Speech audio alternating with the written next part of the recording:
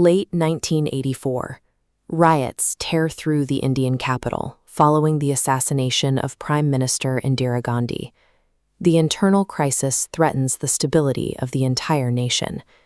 Intelligence points to a source 4,000 miles away. Pakistan's ISI is utilizing expatriate extremist networks in Europe to coordinate the financing and logistics of the violence. The center of this network is Abdul Khan.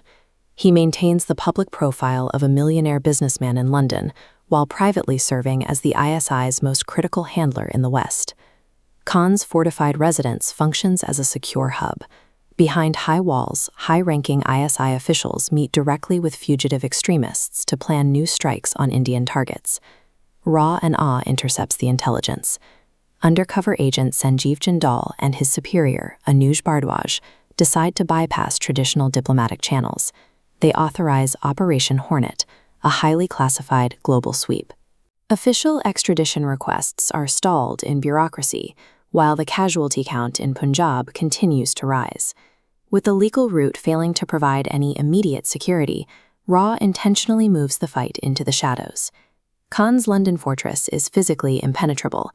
Direct surveillance is blocked by high walls and layered security, making it impossible to see who is entering or what they are discussing. RA identifies a human vulnerability: Tariq Siddiqui, the gardener. Khan routinely underpays him and subjects him to verbal abuse in front of the other staff. Operatives recruit Siddiqui for £5,000. He agrees to act as a mole, quietly retrieving discarded letters and torn documents from Khan's trash bins and delivering them to RA. The recovered documents reveal a financial web radiating from London toward specific nodes in Vienna and California.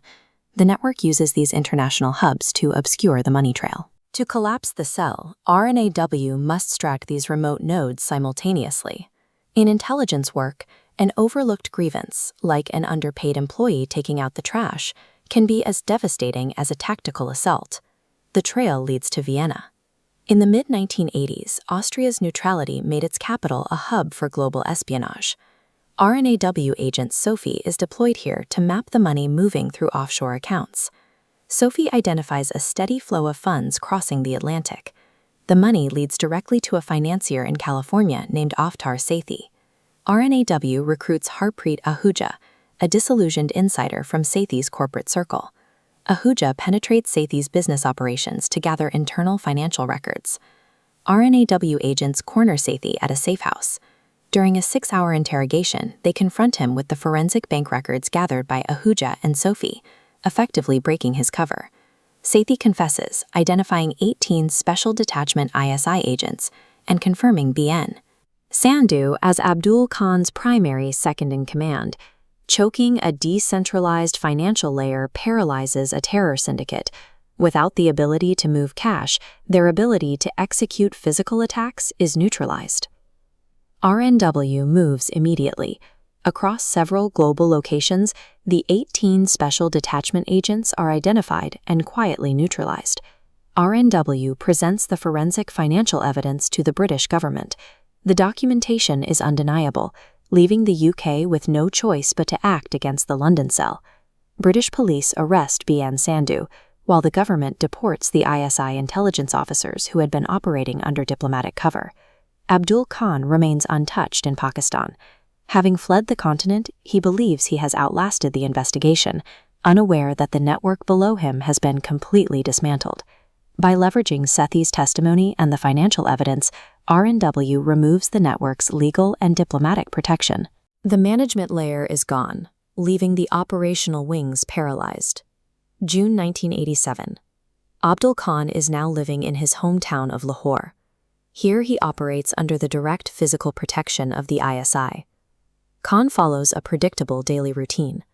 Every morning, he walks home alone after praying at the local mosque. On one of these walks, a motorcycle stops in a narrow alleyway. 2 men dressed as Pakistani Rangers approach him. They are RA operatives. After confirming his identity, the operatives draw their weapons and fire 9 rounds into Khan at point-blank range. The mastermind is eliminated. Lahore police rule the death a business rivalry. However, the ISI command recognizes the strike for what it is, a demonstration that their most valuable assets are no longer safe, even in their own territory. National security is often defended in quiet foreign streets by operatives whose actions will never be officially recorded. Through Operation Hoard It, the threat was neutralized at the source.